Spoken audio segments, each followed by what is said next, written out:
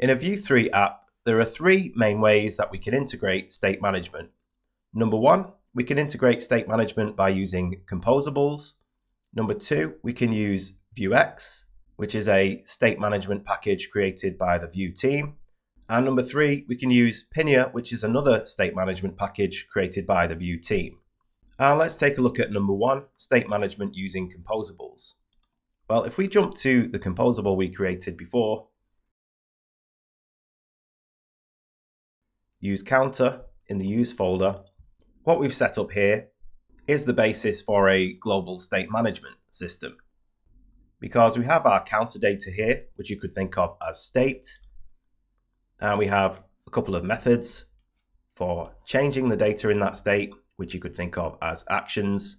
And we have this computed property, which grabs the data from the state and outputs a string based on that, either even or odd. And we could think of this as a getter. And because our data object is outside of this function, then this data is global. And so we can change this from anywhere and always see the changes that we make everywhere else. So we saw that we can increase the counter on the home page and then jump to the posts page, and we still see the counter is set to the same value there. And likewise, if we jump back to the home page. So we can actually use composables like this to manage all of the state management of our app without having to install any extra packages. And if you want to learn more about state management with the Composition API, then check out my Composition API state management video on YouTube, and I'll add a link to this lecture. However, if you want a more standardized and optimized approach to state management with more advanced debugging capabilities and DevTools integration, then you'll want to use a package built specifically for state management, such as Vuex or Pinia. And for a long time, Vuex has been the gold standard for state management for Vue apps.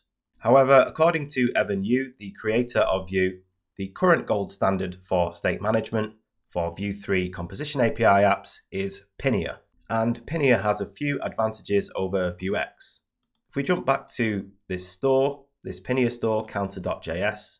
So in a Pinia store, we only have three sections: state, actions, and getters. And our actions can both access the state and manipulate it as well. Well, in Vuex, actions cannot manipulate the state. They can access the state, but they can't manipulate it. So if this was a Vuex store, then this wouldn't work. Because in a Vuex store, as well as state, actions, and getters, we also have mutations, which are methods which can manipulate the data that's in the state.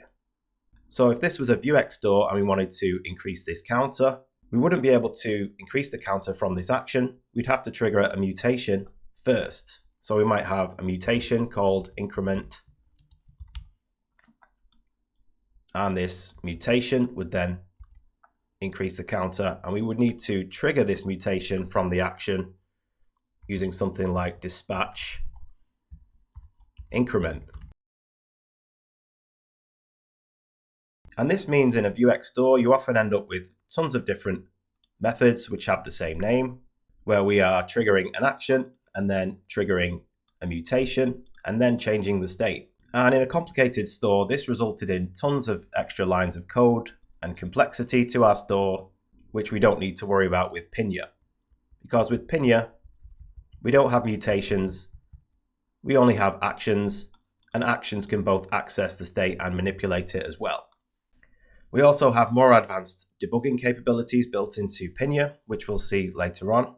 And it's also extremely light at around 1 kilobytes, and it's optimized specifically for the Composition API. So let's see how we could use Pinia to add state management to this app. This clip was taken from my full course Vue 3 Composition API with Pinia and Vite. If you're familiar with Vue 2 and the Options API, this course will teach you everything you need to know to switch over to the Composition API. Grab the full course with my discount at dannys.link/composition API, or you can watch almost half of the content for free here on YouTube, and I'll put that up here. And if that's not what you're seeing right now, then make sure you subscribe and click the bell so you don't miss that.